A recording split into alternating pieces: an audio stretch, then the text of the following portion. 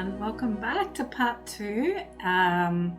The last thing we talked about in part 1 was about hibernation zones disappearing and deactivating when the Aurora platforms and Girodome technologies begin activation in readiness for hosting. So to explain that further, hibernation zones will not be able to mess with the grids here anymore, which means the net fields, the electrostatic frequencies that sit within our Earth grids and atmosphere will start to dissolve. And why is that? Because these, when these activations take place, we move through the hibernation zones. They will move through the hibernation zones because they're stronger than the hibernation zone frequencies. So they will override the frequencies that are existing in the hibernation zones. Now, the people and races on these zones know that this is happening, and they're nervous about it, naturally, but they have been warned by Christic races for a very long time to stop messing with the natural frequencies and grids, and they didn't listen. So that was a consequence for the work that they've done, the damage they've done. Now, the ones running the FA, Fallen Angelic Agenda, will begin to realize how quick their hibernation zones are dissolving, and they're going to be running for shelter and cover. There will be enough time for them as well to find their place in the fallen system for as long as, as long as they get in terms of time, as long as we get as well. They don't have a chance or a choice to evolve because they made the wrong choices. So they'll remain in the fallen system and they will be rehoused somewhere in the fallen system. Now, remember, if this happens on a planetary level, we also will begin to drop the nets and the hibernation zones within our own Rashalea bodies. So we have Rashalea bodies and we have nets and hibernation zones in our bodies as well. There are a lot of mismatched frequencies. Okay, now a lot of these frequencies that we've been hit with right now are being transmuted within our bodies too, hence activation symptoms. Okay, so the stronger frequencies always prevails and always overrides lower frequency. That's a known fact. But sometimes it can cause a friction, and there's something called deflection too, which means lower frequencies are returned to sender, if you like. Like the mirror effect when they're hit with higher frequency. So that means it goes back to the sender, and the sender has to bear the consequences of these frequencies they're trying to send out and hurt other people. So learning how to slide out of a fallen system is very, very important, especially that we are being run by fallen systems here. Something called the Ekushatea, and that is the core seed crystal.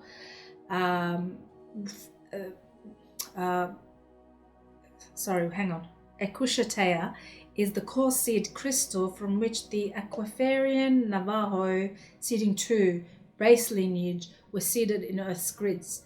There's an acceleration, a fast bypass zone.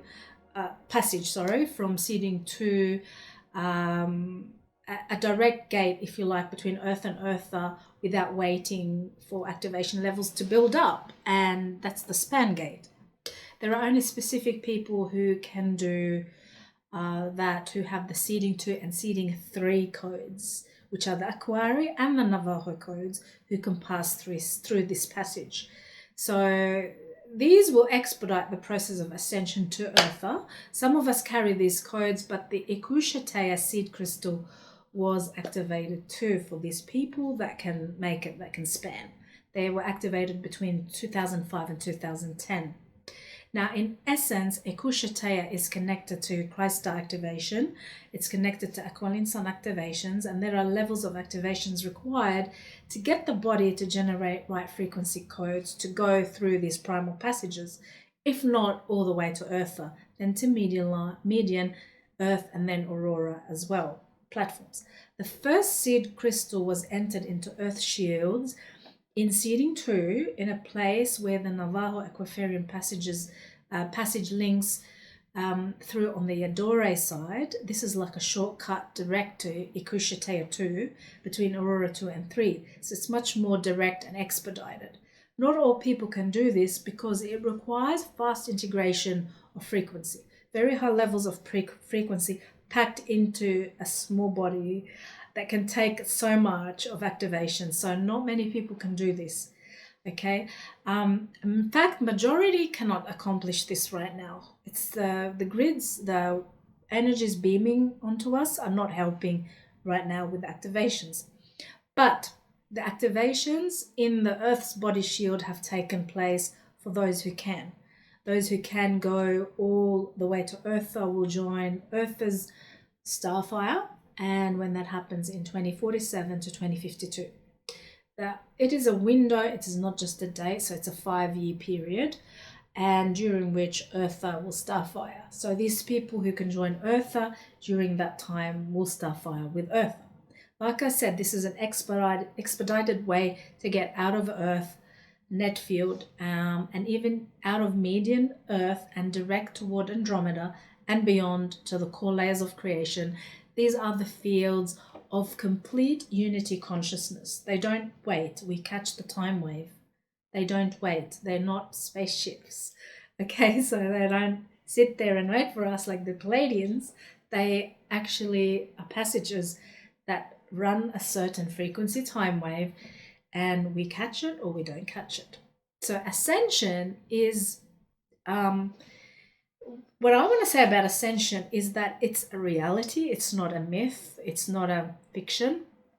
What we're doing through activations is actually we're opening Ascension passages. Every time we chant a song or every time we read or sing the Vecca codes, the high Vecca codes, we're activating those. We're fortifying that frequency exchange, and it's helping us.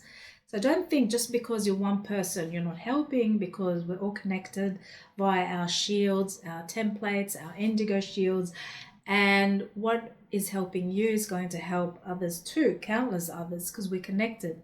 So keep doing what you're doing. And I have to remind myself too sometimes. It's like, well, am I the only one doing the work and just the people who are like, watching and that's it, that's us? No, there's a lot of other people who may not necessarily be in tune with the Christics, the freedom teachings yet, but they're starting to get glimpses, or maybe they're just doing something else and they're going through their own purification process, learning to love more and, I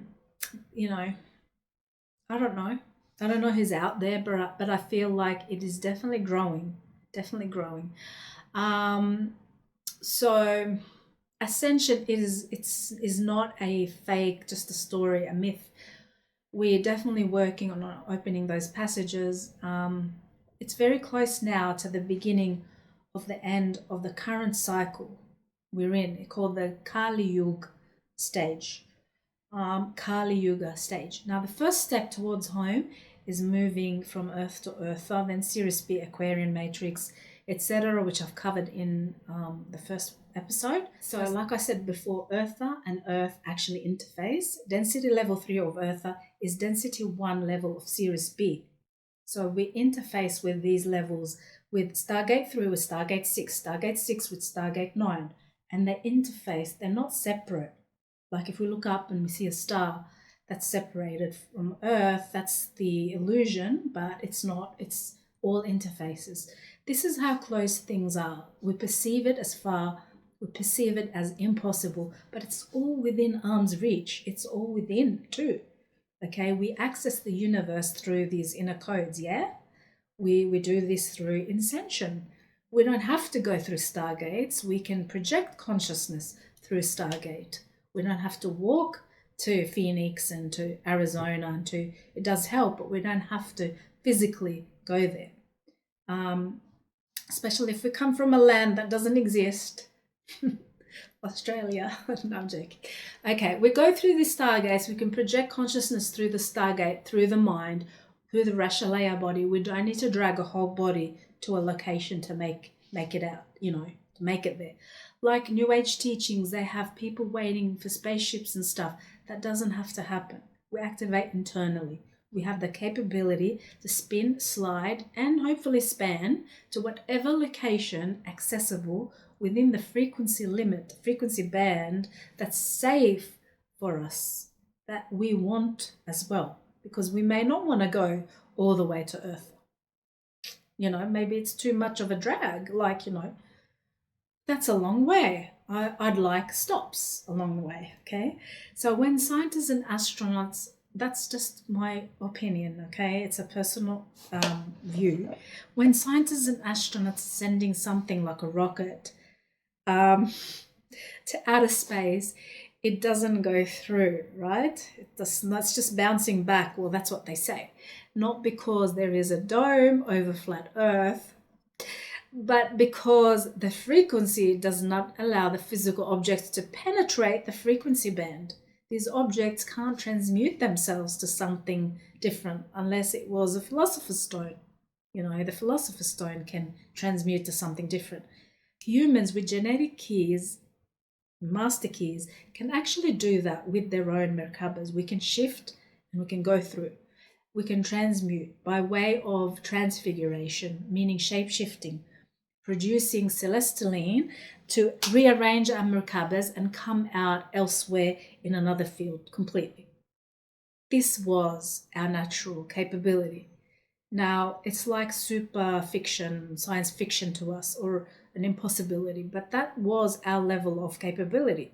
This was something we used to do as angelic humans, and then we got annihilated, the whole race did, by the Tothians. We were killed because of these abilities, and our celestalene was harvested for them to go through stargates. So we haven't had these abilities return for a very long time. You can say we all have them, they're dormant, and we're trying to reactivate. Through simple activations provided in the Freedom Teachings, we can remember that we once did all that and let the body restore its natural capabilities. Remember, we aren't learning something new, we're remembering. We are remembering. There is a big difference. Now, I want to talk about what the energies and the currents that are beaming on in our Veka and ecosystem right now. So, other than the Christic River matrix frequencies from the adjacent and parallel Christic systems, we have also the arc of Aquarii from the outer domain of the Aquarii matrix. Okay, we have already anchored the Anastasia passage from the inner hubs, and there is a lifeline also, this is the lifeline, like a respirator holding the prana seed of our planet from compaction. And so it's keeping the energy circulating because the sun is going nova, and as long as the sun's dying, we follow the same destiny. But we're getting a respirator, we're getting a lifeline from these adjacent systems to keep our own system viable. Okay, any of the planets orbiting around the sun that share the same system are also share the same destiny. If the sun enters Bardoa, all other planets follow suit. Now, why did this happen? Because of low frequency beams from the Burja matrix. They've been sending psychotronics, reverse spin frequencies from the reverse matrix, and they created the Burja, something called the Burja time rip triangulation. It's one time rip energy blast line from theirs to the fallen wizard drac and another down our system and connected to the Iombi lock. Iombi lock. So their system, Wizard Drake, Iombi, creating a triangulation.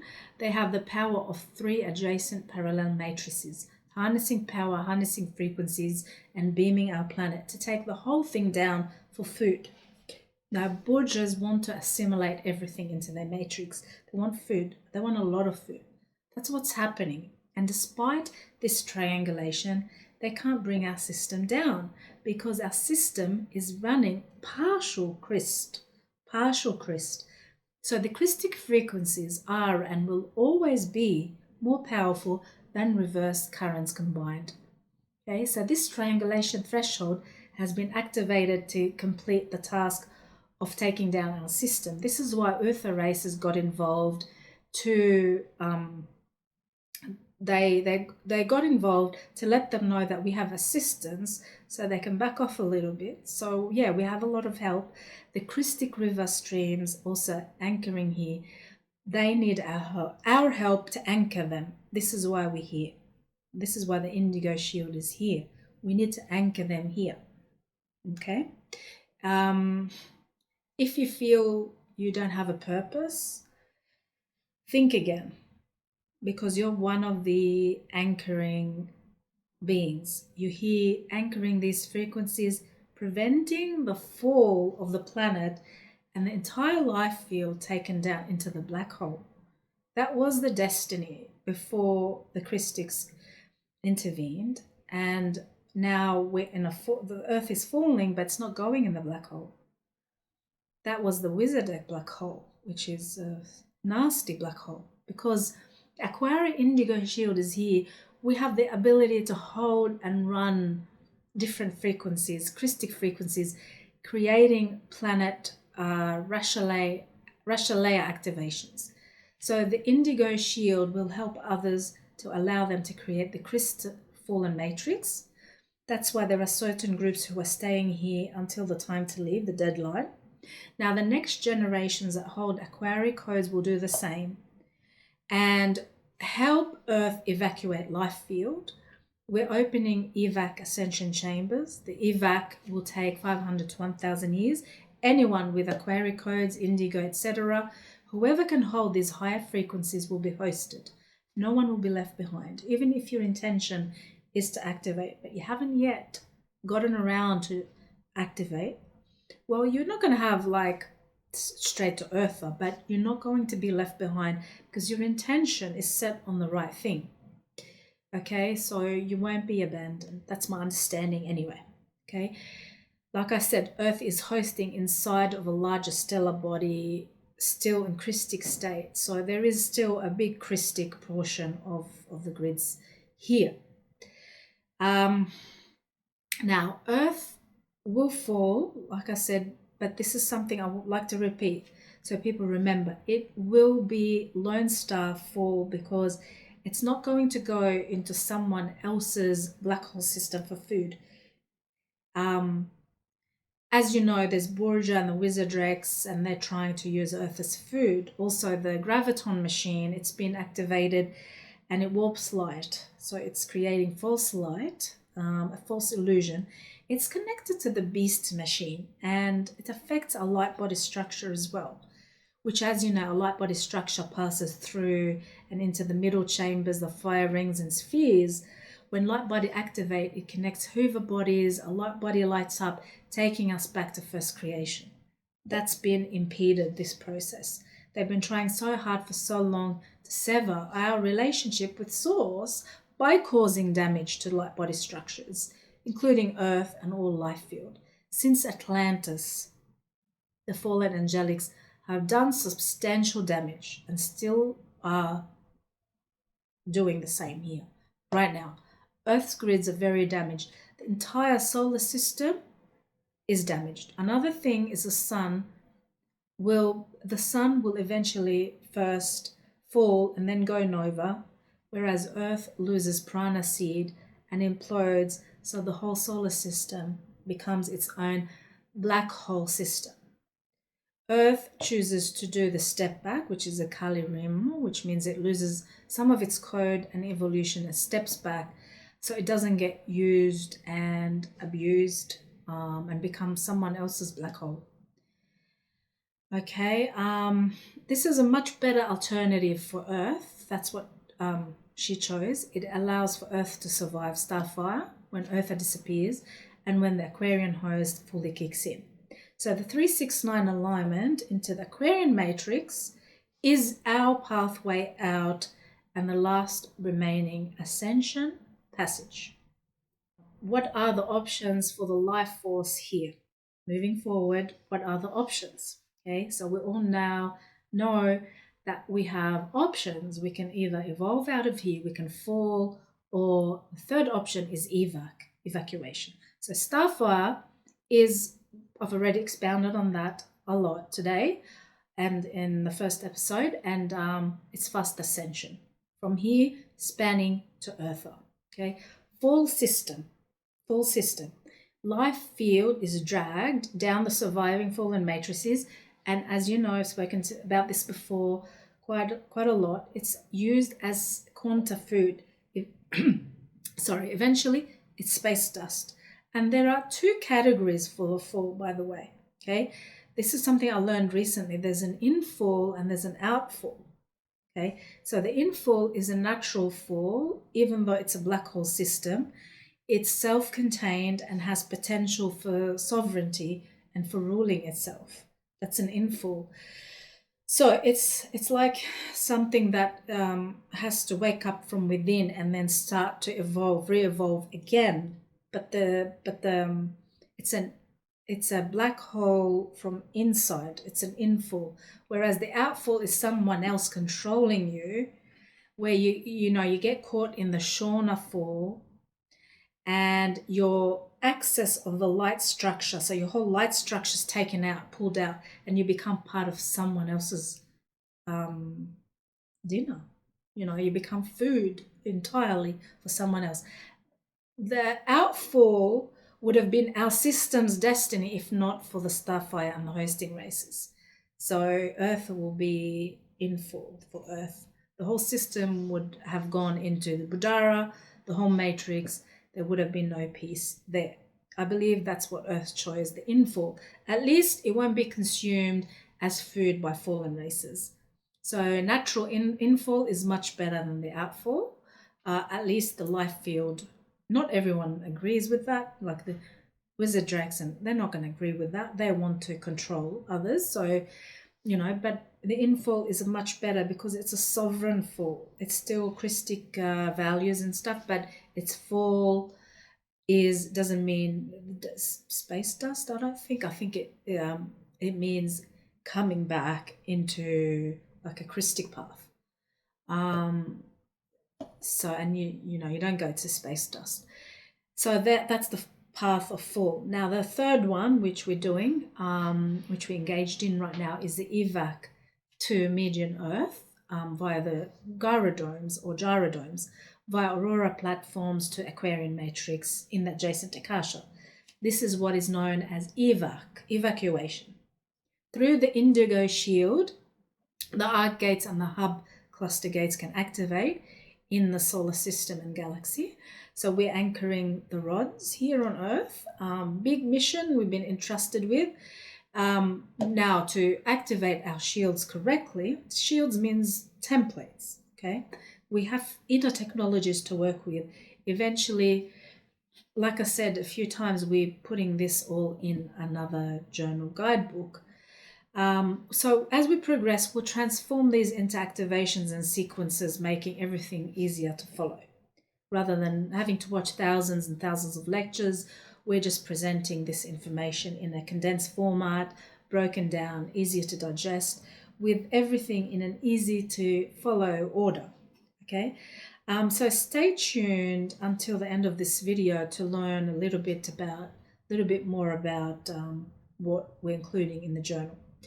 Now, I've summarized the options for evolution and light quotient potential based on the physical body imprint, birth imprint. In other words, based on one's light quotient, there is a category for each person that fits into the specific category, and there are 10 categories. The categories represent the Jari Shalaya light or natural light quotient percentage. That is the natural light, as opposed to the Shauna light, which is a dead light, unnatural. And thus the percentage of how much you're holding in terms of natural versus unnatural light, that will determine your evolutionary potential for that biology, for you, okay, for every life on the ascension path. I'm going to go through these categories. It's a little bit full on. Okay, I get tired thinking about this, but it's important because you can at least know where you fit in what group, and not out of fear or anything. Like, you know, for me personally, I embrace whatever the case may be. I do my best, and then I just, there's a nice healthy level of surrender that is just puts you at ease, and know that I know I'm looked after. I know I'm going to get a level of protection and support no matter what I do. And it doesn't matter where that place is. You know, I know it's in the source, in the realm of source, and I know I can always evolve because that's my choice. So that's what matters, you know. So these categories would help you determine like where every biology is going to go in terms of its evolution potential. Okay, so I'm going to start with the first category, and this is known as spanners, Aurora spinning. This is literally walking into the Aurora spanner gates and ending up on Urtha 3 with an Aquafarian host in the biological body. This is available to Indigos 1 and 2 and Aquari Indigo walkings. It's not a comprehensive list, like there's more available within this category, but this is just one of them because it's too long to state, you know, mention everything. So these category 1 Aurora spanners, they can span into Aurora 3, or they can bardoa out with a host. These beings have 100% Shalea-like quotient. No one, I believe, at present has this quotient. These are the Aurora spanners, category 1. Okay. Category 2, they have 80% natural light, Shalea, as opposed to 20 max Shauna. So anywhere between 0 and 20. Okay.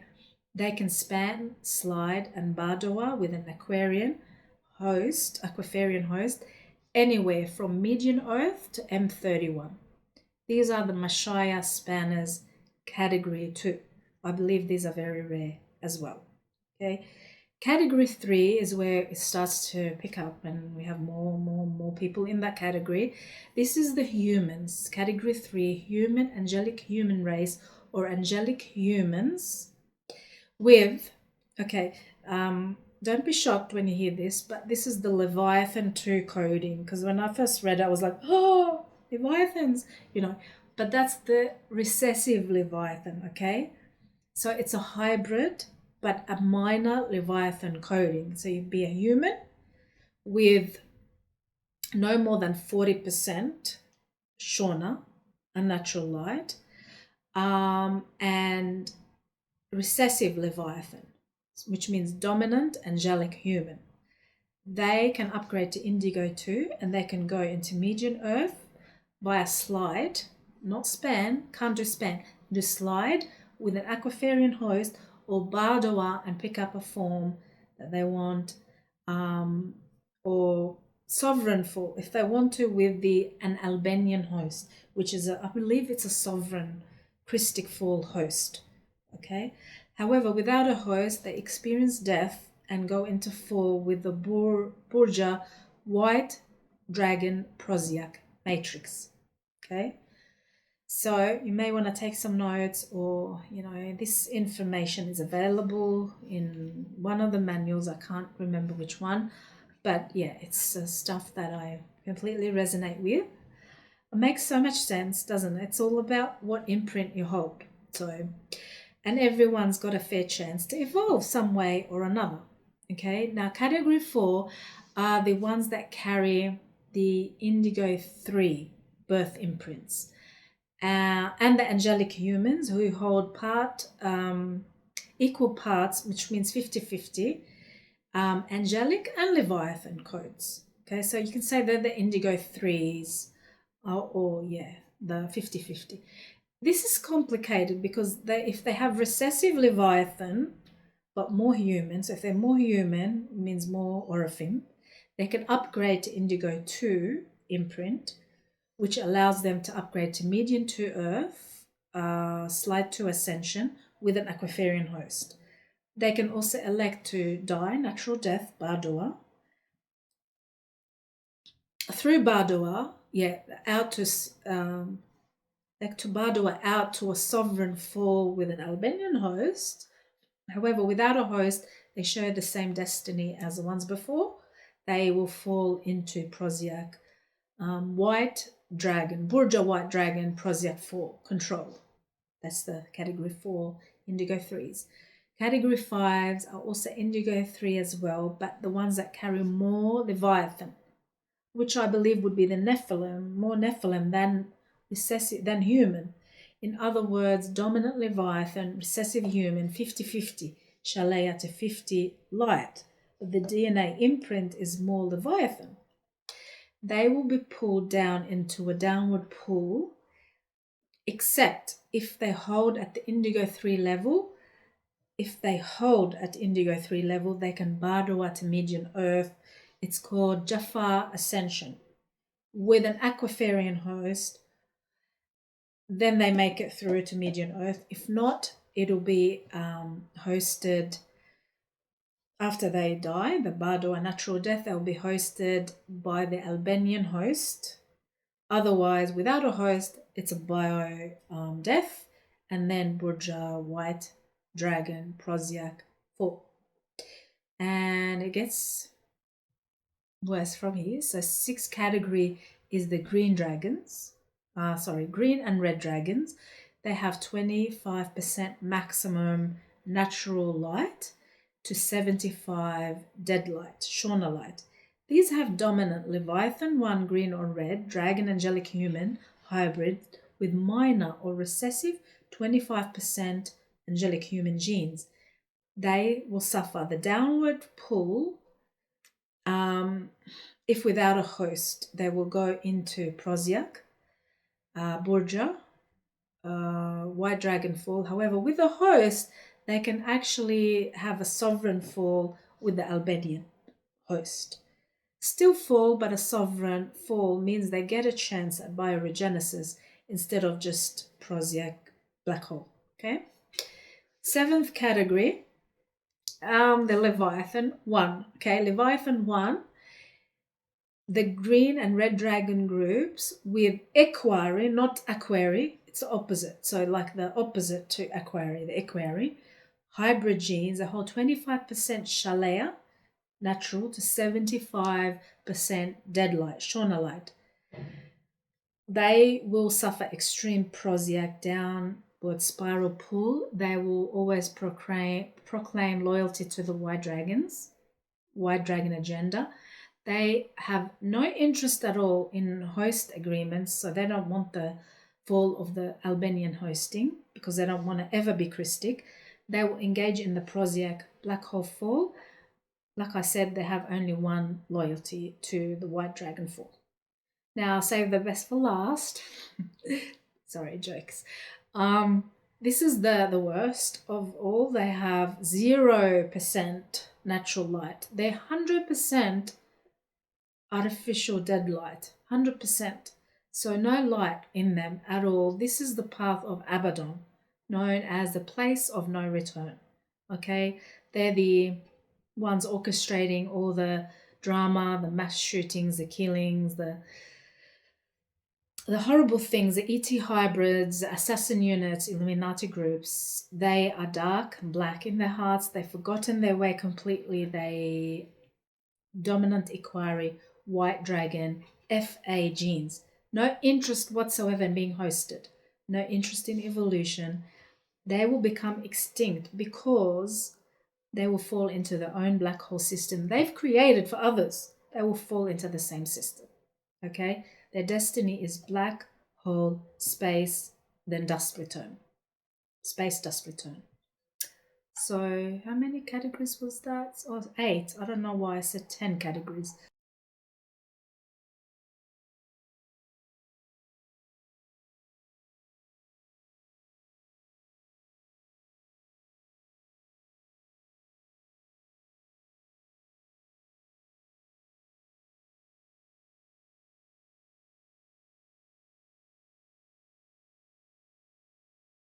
Getting to the final segment of this talk, I want to address some of the questions that were sent to us and delve deeper into the Aurora fields. And this will close off this part 2. For future talks, especially for our members, we aim to select 2 or 3 questions that stand out and answer them in subsequent sessions. Okay. So while we can't guarantee that all questions be answered, rest assured you'll have an avenue for discussion through our group chat and members forum that we're setting up for our members. Okay, for our level 2 members. Level 2. So the podcast questions we choose to answer each month are tailored and are common questions and very relevant ones, ensuring that everyone benefits from these live discussions. So one of the members asked, why is equinox and solstice unchristic? The answer to that question is that when Earth was first positioned within Urtha, its top north staff was aligned with Urtha's top north staff. Okay? North. That was a natural position for the host. Now, due to the occurrence of the reversals and the subsequent Earth shifts, so the 23.5 tilt from the solar axis, the progressive damage started to happen on Earth's grids. So what should have been a natural alignment between Earth and Urtha has changed. So it's completely out of whack. And north should be aligned with the sun and Earth. And so they both rotate, by the way.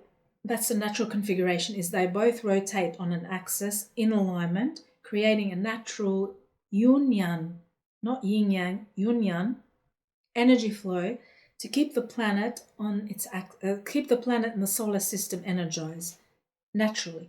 But instead you have an Earth tilted 23.5, creating weather anomalies, also creating equinox and solstices, which are the 4 seasons, and the sun being farthest away from us in the south in winter, closest in summer, and all these things. That's not natural. We're meant to have the sun all year round. There's a big one, climate change. Climate change is, or should I say climate change hoax. Climate change is not what they say it is. It's not melting of the ice, the hot sun melting the ice, and the ozone layers getting bigger, blah, blah, blah. Climate change is actually to do with the torsion fields opening up on each other due to damage Merkabas in the grids. I've explained this before. Creating a 55 spin Merkaba, not a natural 45 spin Merkaba. This type of Merkaba is unnatural and it feeds off the Christic seed atom of the planet. So in other words, there's reverse currents catching up together, getting more powerful, creating a larger torus field, okay, which is the opposite to a yin-yang flow. Okay, like you can call it a yin-yang because that's what it is. It's closed off, electrostatic, causing these weather anomalies and visible weather changes and the climate change hoax. Okay, so people celebrating equinoxes and solstices are celebrating unnatural alignment, or you can call it out of alignment, Earth to Urtha. In other words, unknowingly energizing reversal currents through our grids, something we don't need. We can't have that. And it further takes us away from natural alignments that were meant to be, originally in relation to solar, sun, and Urtha, our hosting star. Now, not only is it 23.5 degree tilted, but also flipped on its axis. So south is north and north is south. So it's a 180, okay, plus a 23.5 to add to it. That's how much. So what's 180 and 23? 200 and something. That's how much we're shifted off the true solar north. The true north. So why is that a problem? Well, it affects our bodies. It throws things out of the natural rhythm, pulsation rhythms. And if we can't recover from that, we miss the wave, so to speak, which means we don't ride the Christic wave, Christic spiral, but the Metatronic spiral takes us into the fallen system. That's what's happening now. Metatronic spirals doing its thing, and we're helping. If you celebrate solstices and equinoxes, you're helping fortify the time wave, that metatronic time wave. That means we will continue to run on natural time cycles, and your body will continue to run until you wake up and you think about what you're doing. Because, it's just really annoying when, people read this stuff and they don't resonate, and they're like, oh, no, I love equinoxes and that's the best time. And, it's like, anyway, calm down. So it becomes a perceptual thing that shifts when these gates are not aligned with organic gates and the harmonic keys are not harmonized with one another. It is a problem. It's a problem because gate alignment isn't there. Okay. However, the aurora fields act as the gyration zones to shift the life field correct side of Urtha. So now it will be fully activated. The gyrated zones host the whole life field, or whoever's capable, except the hosting and the ones doing the equinoxes. No, joke. Okay, so that's in a nutshell. Okay, another one of our channel members asked another question. She or he asked, evolution is a spiral and we come to the deeper layer of some issues after some time. Is this really true, or is there energetic interference which keeps us in a loop?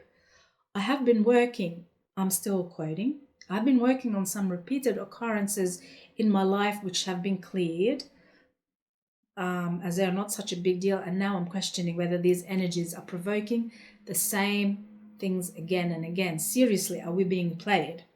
Okay, so the answer to that is we are kept in cyclical rhythms of misery, if you like, as long as we are connected to past experiences of trauma.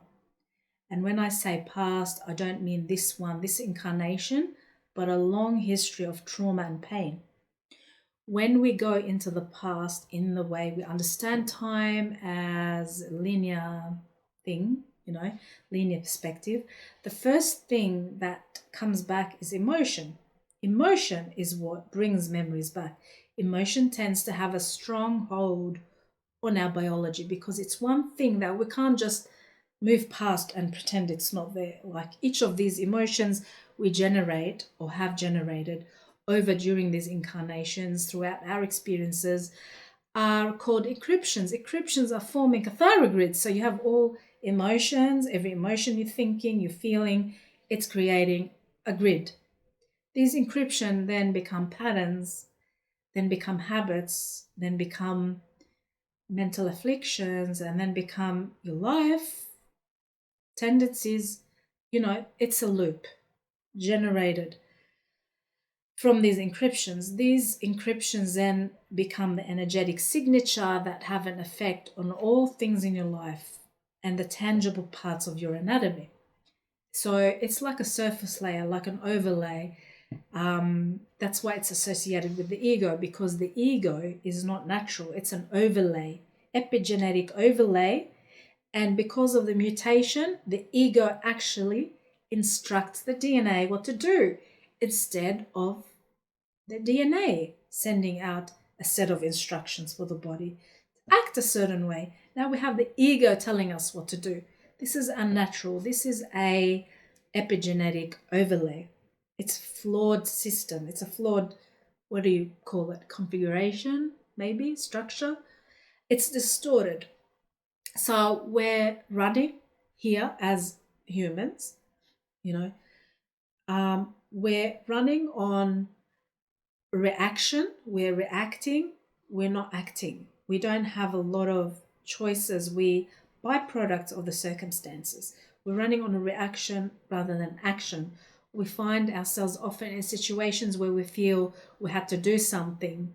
We react a certain way because we couldn't help it. That's because the ego, epigenetic overlay, and our emotions tie into that tie into the vagus nerve as well, that has to do with the caduceus activity.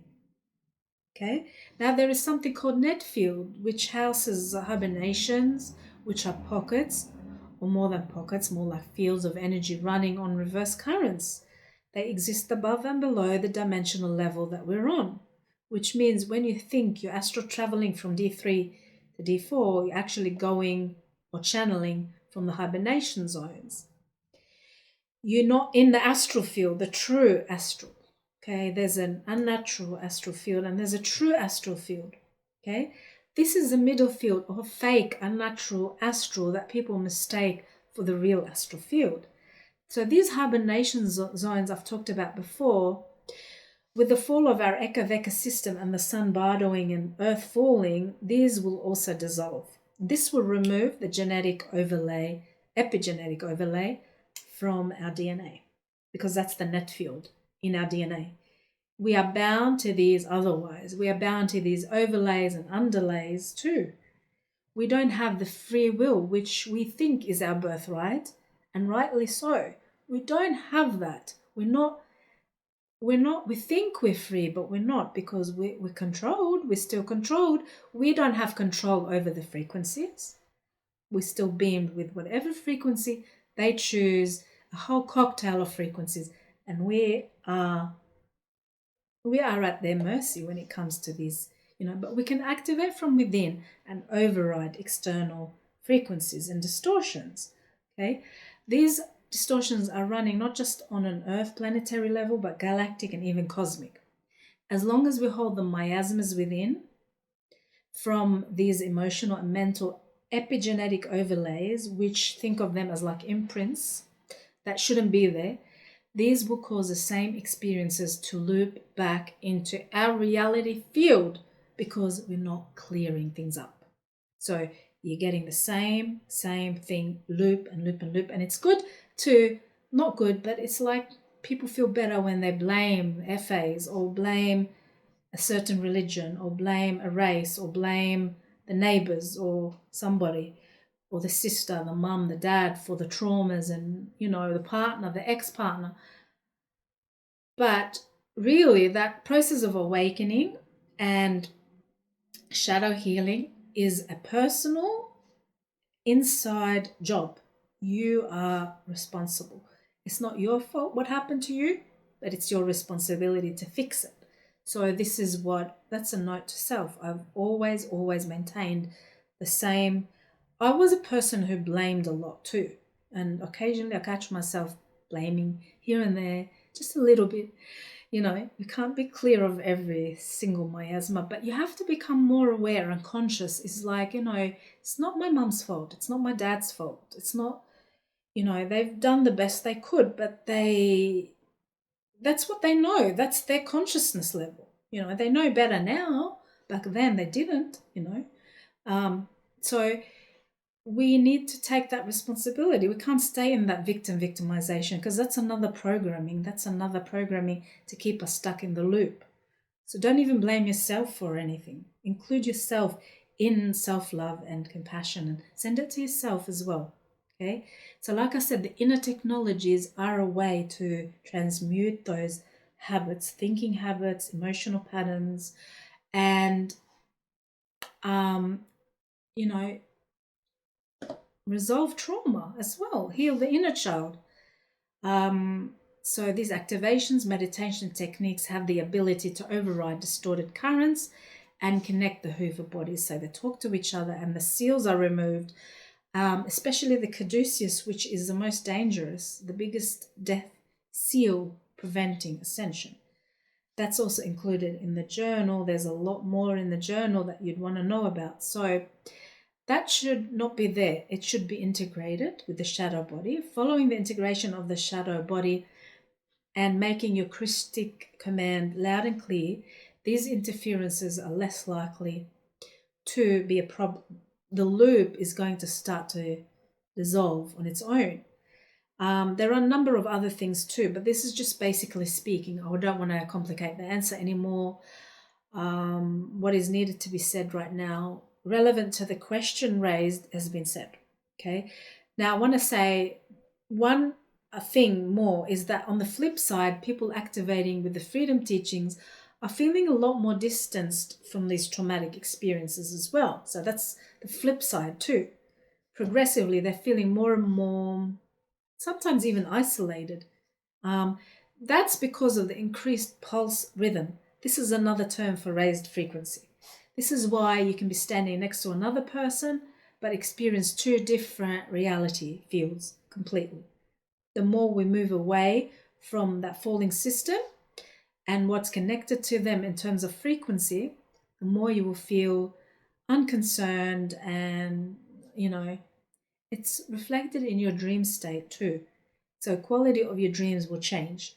This is why emphasis is on dreams, and we like to do that. Personally, it's a big thing.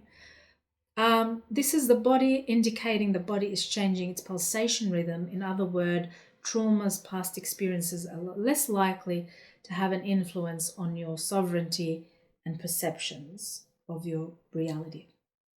Okay, so that was that. Hopefully that answered it. Now I want to talk about aurora fields, their purpose and constitution, and then finish the segment, unless something else pops up. But what are the aurora fields and what do they do? They have a higher purpose for us right now. They're considered the middle grounds, that where we could come out in order to bridge zone to Urtha. Because we're unable to go direct to Urtha, these gates are unaligned. Unaligned. Is that a word? Yeah, non-aligned. No, unaligned. Anyway, you correct me down there if you know.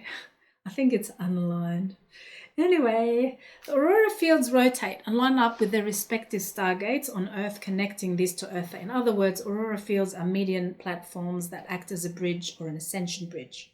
So, also, I had another question. Do we need to be near the gate to activate, to make it through? And the answer is no, because when we learn how to do grid works, it's the inner grid works of consciousness that you're altering as well, okay? Tied to the grid works, the outer grid works. In other words, same things happen within the body if you learn to project from that place, from wherever you are. So Christics will get support for where they are. Now the ones who hold the most are the Arc 7. That's the strongest. That's the place in Arizona area. Arc 11 and 12 will hold as well. If everything falls, Arc 7 in Phoenix will be the one to go to. It's like, the strongest, the safest place, but that's if everything fails. Everything is destroyed completely. There's only one place and that's it. Freedom teachings teach remote grid masters, which means you can connect to the encryption of the hubs and gates and arcs from wherever you are without physically relocating. There are places that are safe zones where they will not be as vulnerable as other places, but generally speaking, regardless of where you are on Earth, you'll be able to connect through your consciousness when you activate your light body, provided you do those activations and hold some sort of Christic imprint, a good amount of Shalea light, and maybe if you want to aim higher, then Aquari, Indigo codes also will get you a little bit further. And another question I had is what happens to people in remote areas, like if they don't have access? It's a very good question. They don't have access. I've never heard of freedom teachings. They have maybe language barriers or something. They don't never heard of maps and keys and things like that. And they're remote, remote indigenous tribes, for example. The answer is, I think it was said that something inside will trigger them and they will move, relocate, or bump into something or someone. Something they need will come even through dream state. They'll get a wake-up call, a vision. They'll find something interesting that would spark their interest. They'll go there and they will get the first awakening. Light codes will be triggered. So the Girodome technology allows the holding of the host, Earth, so that Earth can survive when Earth are starfires. Think of this not as out of fear, but let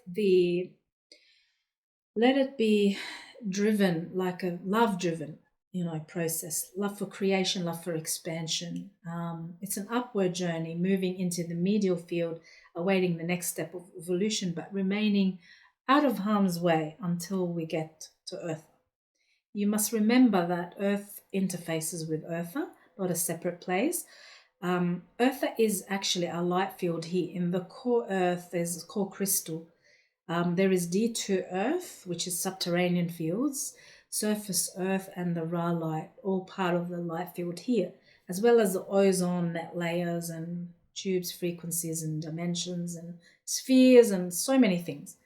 Now, the non-hibernation zones are the Aurora platforms.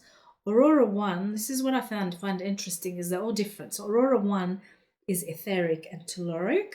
So it's a combined matter, D1 and D2, and light. Okay, lighter than here, but not as light as like pure etheric form. And that's connected to Shelon 7, which is in Phoenix. And past the ozone layer in the layer science calls thermosphere, in the thermosphere there is Aurora 2 platform. They're called cloud cities in the thermosphere. I've also had a vision of those. It's a perceived in projection like pink clouds and light pink clouds. They're cities of matter, D2 and D3, so telluric and atomic, less matter dense than here, but not as full etheric as well. These were activated in the 12 tribes for workshops and stuff. These places we can project to and activate within us too, so we can bilocate, slide into these places and actually live there, have a house and live there. There's unis and there's temples and there's, learning, and it's good. So within these are fields where the Aqualene sun exists within the Rachelet bodies, and these are in the planetary as well as our bodies. Now, Aurora 2 site has a physical location here in Machu Picchu, so Peru. And Aurora 3 is connected to also a place in Virginia, which is Keelon 7. So Aurora 3 is in the Van Allen Belt Gap. These are the ocean cities. So that's the names of the cities are Aquafarian. These races are hosting us there to these cities. By the way, the humans invited from Earth to these domains, and the Aquarii come down, Urtha, and meet in these zones are called the Aquafarians. That's why the Aquafarians are keyed into this domain, because it's like the middle domain. So these are the races that will be hosting us there during the ascension process. They're physical ocean cities, different angular rotation spin, and like I said, it connects to Virginia. That's that site, Keelon 7. Okay, so there's Shelon, Keelon, and El, I think, and they all have different sites. Then there's Aurora 4, which connects to a physical site, also in northwest Colorado, called Alon 7. And it's called the Winterlands. Aurora 4 connects to the Adashi temples. So that's when you make it 1, 2, 3, 4 into the Adashi temples. It has passages that connect to Urtha's massive Adashi temples made of selenite, crystal beds, all the nice things. Beyond Aurora fields, there's also the Ikusha crystal layers that I've talked about before. From Urtha, you can go straight to Sirius B, and because Urtha's universal Stargate 3, it connects directly to Sirius B in density 2. So it's a direct connection. Remember, they're linked through their Rachelet bodies. So there's not a million light years. It's all interfacing. Okay. Now, basically, what the Christic team did, in case you're wondering, in the 12 tribes classes is activate Aquafarian, Navajo passages, and when they activate, it pulls into alignment with the main Astora chambers and opens a configuration chamber that looks like the shape of a heart of a query code ascension called the Navajo passage. This is the expedited Adashi temple passage into the Adashi temple, Urtha. They had to expedite the Aqualene sun activations because of the damage here on Earth, on the grids here. So now the Earth has different combination of light field. It's got natural and unnatural. This applies to our bodies as well. They're called biomes. If you like light combinations and various different frequency combinations, that's how we get different colors. So Aurora platforms have different color frequency levels and bands. When we project to them, we also activate these bands within ourselves. If you notice, the one thing the New Age movement does, is particularly in the last 20 years, they've been keen on pushing people towards sacred sites, to walk all over the ground, the crust, because they are code hungry. They want the sites to be activated in reversal, and it's connected to hibernation zones that feeds their zones. This is to thwart the Christic activations. Okay, by activating our own templates, we help Earth's grids and vice versa. So the New Age movement are keen on doing these reversals by keying into Metatronic code and the Earth's grids, connecting all of it together. So just because someone says they're grid workers doesn't mean they're contributing to a Christic activation. I know a famous grid worker who's doing the reverse of that. When I said something nice, and she didn't respond, and she answered everyone else but that one. So it was clear that she didn't want to know anything about the right way to activate. So some people actually know what they're doing, and some people don't know, and they're just like they just go with the movement, the popular movement, not thinking along the lines of, okay, what's this about and where did it come from? Who channeled it? Is it credible? So one thing is certain, that the inner technologies given are a sure way to undo the reversals. That's at least to get us one step out of here.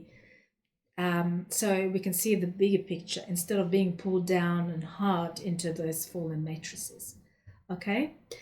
And I think that's all I've got, but I want to stick around because I still have just a few more things to add. First thing I want to do is maybe summarize some points, and then I want to tell you a little bit about, just a few more to add to, like, what's happening with, with our, this year plans and things like that.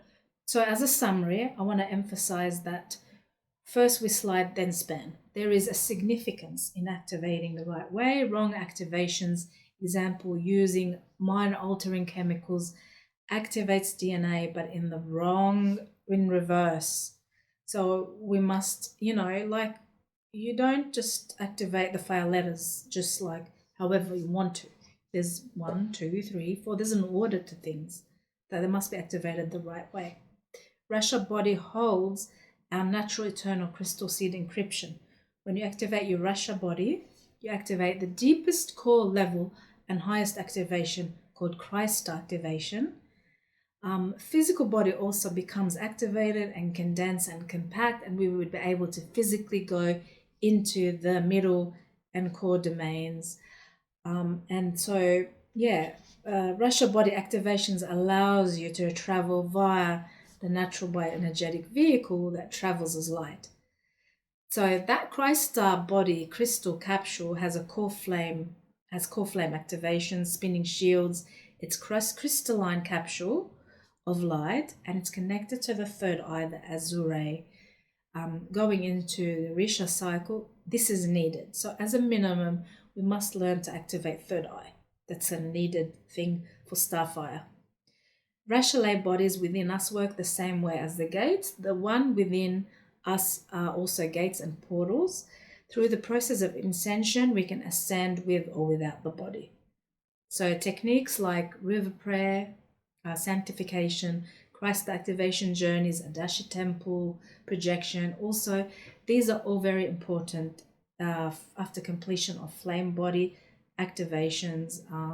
So we can hold sufficient. So the flame body is so that you can first transmute the negative miasmas and harmonize and integrate your shadow body, and also enable a greater field, like more quanta to hold in your field, in your bioenergetic field, so you can hold more energy to start your Christ activations.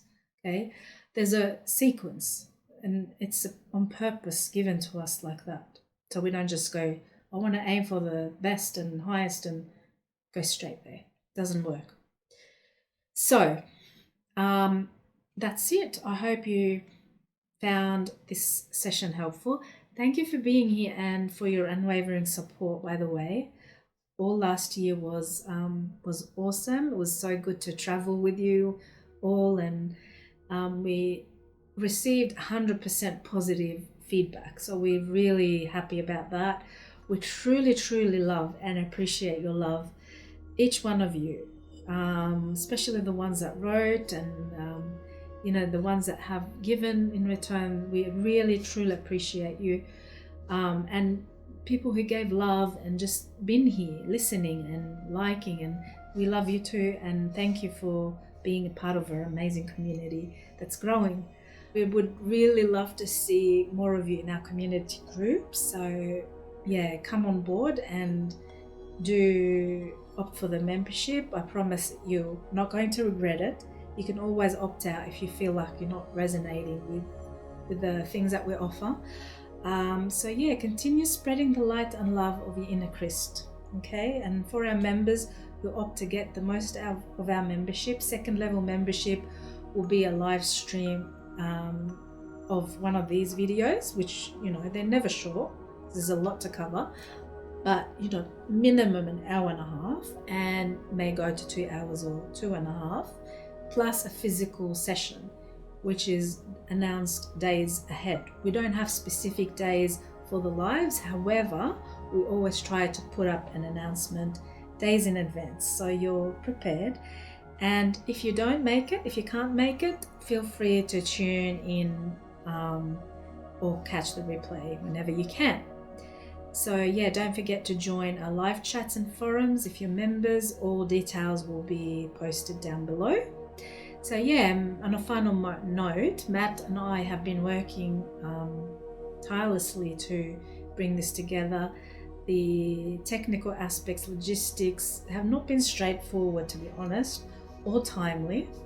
We faced many challenges. We have had many psychic attacks, but we don't really dwell on it, okay? Because we consider them obstacles, but obstacles that we can always work through them. Challenges, they make us stronger and more determined. Okay, so yeah, we're good. We're good. If you're worried, don't worry. We're good, and yeah, we can't wait to share the rest of services and content with you throughout the year. We sincerely hope this knowledge has aided you on your spiritual journey. Sending love from myself and Matt. Take care and see you again very, very soon. Much love. Peace. So they are the 4 levels of the Ukatharista flame body. So when we do flame body activation, what you're doing is activating in your shields specific groupings of codes that progressively, there's a very specific sequence of what frequencies you need to bring in first. And if you try to bring in the ones that are behind the first set, they're not going to come because you didn't anchor, you didn't open the anchoring rods in the shields. So this is very specific Kundalini activation. That's why the activations aren't painful. There are some people out there that are doing Kundalini activations, and you can get some really bad trips because they're beginning to release seals in the body, but they're not using D12 frequency, they're using Shona fields, and it can cause absolute havoc in your body. I've run into a couple of people that said they almost ended up in mental institutions after using certain, I wouldn't say yoga, it wasn't associated with yoga, but Eastern type philosophy techniques that were supposed to activate their Kundalini and get their higher parts in body. These activations will not cause you those problems. It doesn't matter what your frequency is. If you're using the D12 Maharada current, even if it's just the base subharmonics, it will modulate what your system can handle and what it can't. You won't activate faster than your body is able to, and you will not activate out of sequence. When people do things like take drugs, for instance, what they're doing, like those drugs, even things like pot, that give you bits of expanded astral perception, what they're doing is firing your shields, but out of sequence. They're firing random parts of your shield, so they're opening certain levels of the perception while the drug is in the system. And what they're doing is creating a dependency on to have expanded experience on the substance while they're shattering the templates of scalar waves that the templates, that the shields are made out of, because they're not activating in proper sequence. So they're crushing the grounding codes that should activate first. This is why our programs have always been, we don't endorse drug use. We don't endorse, even for spiritual expansion, especially for spiritual expansion purposes, we don't endorse that kind of thing. If you need a drug to do it, it's false. But whatever you get, I mean, you want to go on a hallucination trip? That's what drugs do, because it won't be organic. And it might open doorways temporarily, but while you're opening the doorways, you're shutting all the windows. You're not going to be able to breathe in the room, and you're not going to be able to go back out that doorway again, because eventually it's going to close and lock, which means your shields are getting shattered when you use those things. So anyway, what we do is we teach you progressive Kundalini activation through the natural sequences inherent to the Christ code that are held within your body and your core template and your Maharic shield, so you don't have all the negative effects that can be associated with Kundalini activation.